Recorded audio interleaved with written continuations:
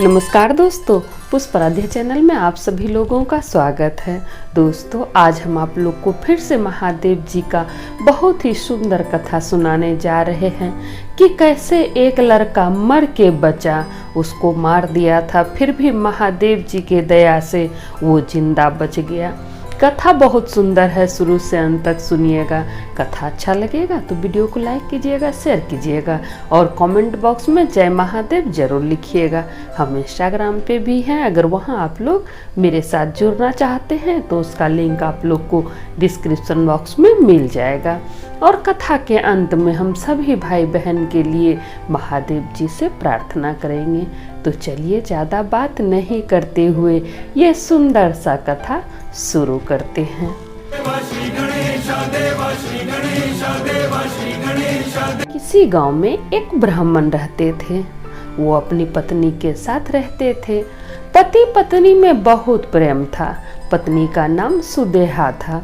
दोनों पति पत्नी में बहुत प्रेम था, लेकिन शादी के बहुत साल बीत जाने के बाद भी उस दोनों को एक भी बाल बच्चा नहीं हुआ, कोई भी बच्चा नहीं हुआ। ब्राह्मण बहुत सारा डॉक्टर को दिखलाए, अपनी पत्नी को बहुत सारा डॉक्टर को दिखलाए, उनका इलाज करवाए, लेकिन उनको बच्चा नहीं हुआ। डॉक्टर बोल दिए कि सुदेहा में ही कुछ परेशानी है, कुछ प्रॉब्लम है, जिस वजह से सुदेहा कभी माँ नहीं बन सकती है। अब सुदेहा बहुत दुखी रहने लगी।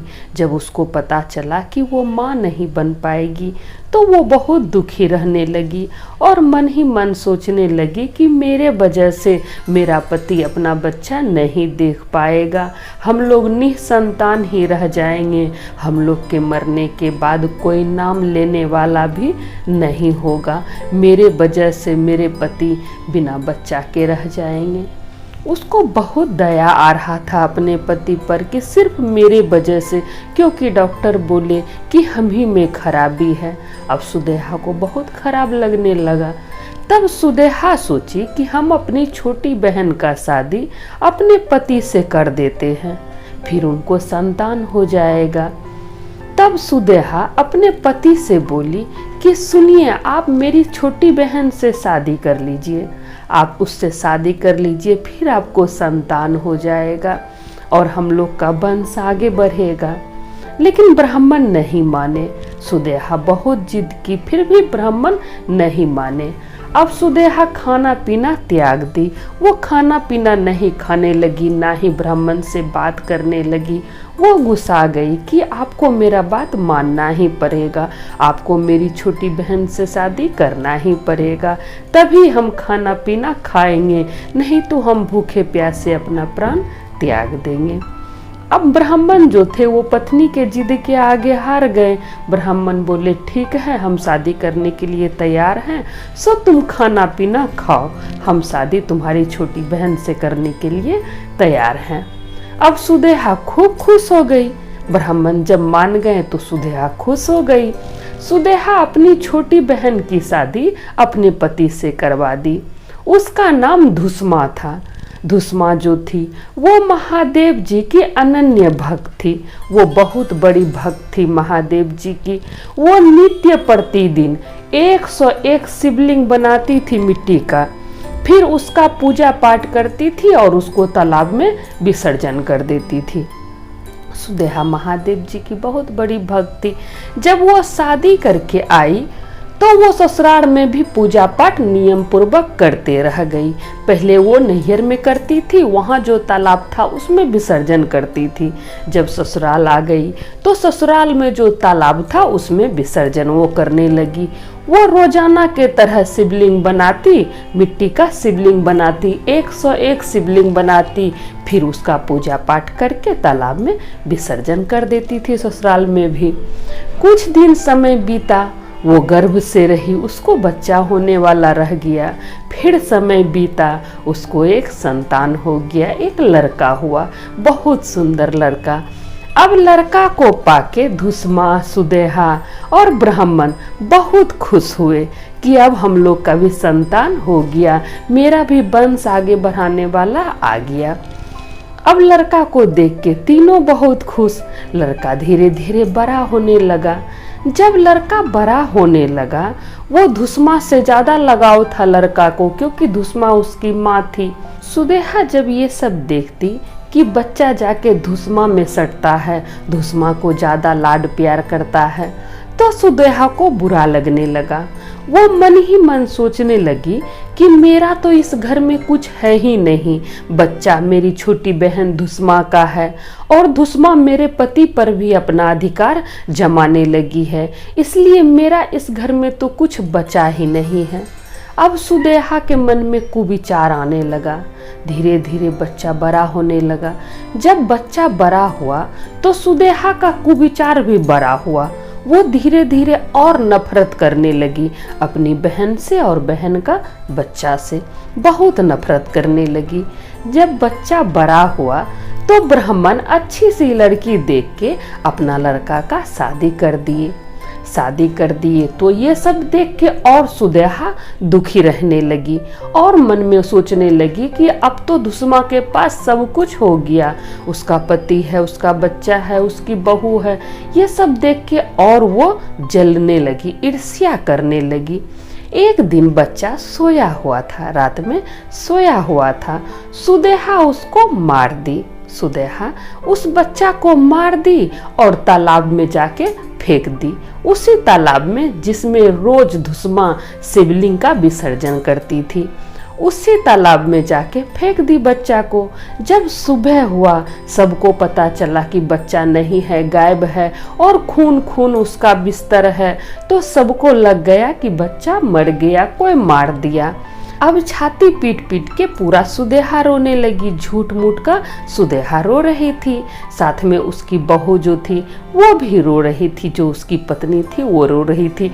वो सच का रो रही थी, उसको लग रहा था कि मेरा पति को कोई मार दिया, तो वो सचमुच का रो रही थी। लेकिन सुदेहा जो थी वो झूठ मूठ का रो रही थी ताकि कोई उस पर शक ना करे।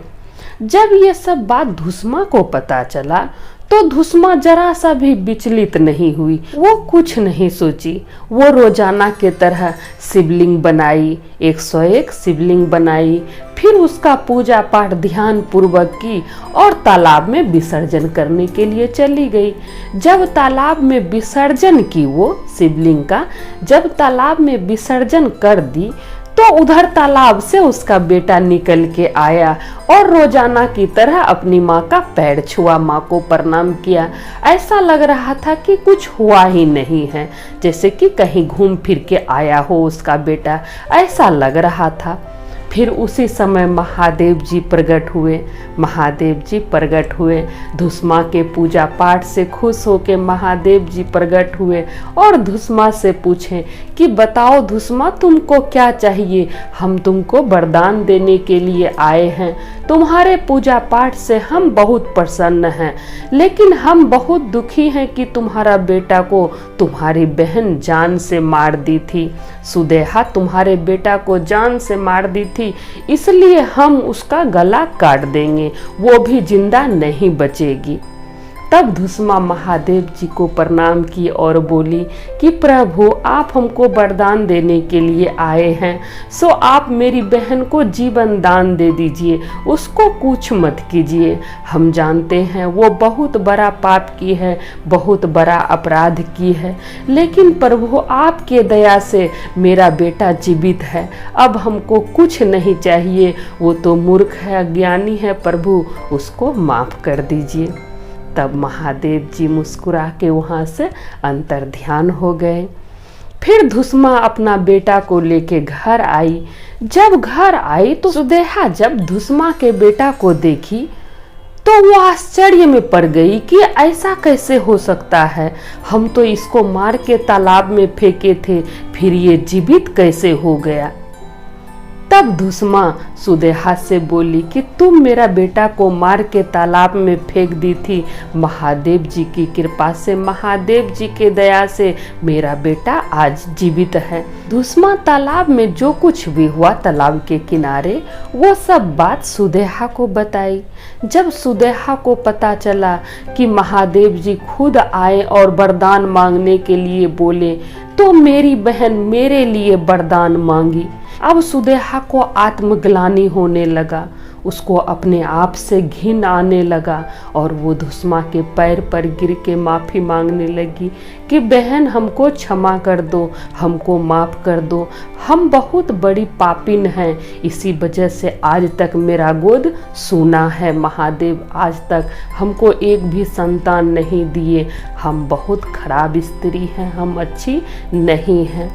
तब धुस्मा उसको गले से लगा ली और बोली कि बहन तुम भी महादेव जी को अपना गुरु बनाओ, महादेव जी का पूजा पाठ करो, उनका ध्यान करो, महादेव जी सब कुछ अच्छा कर देंगे।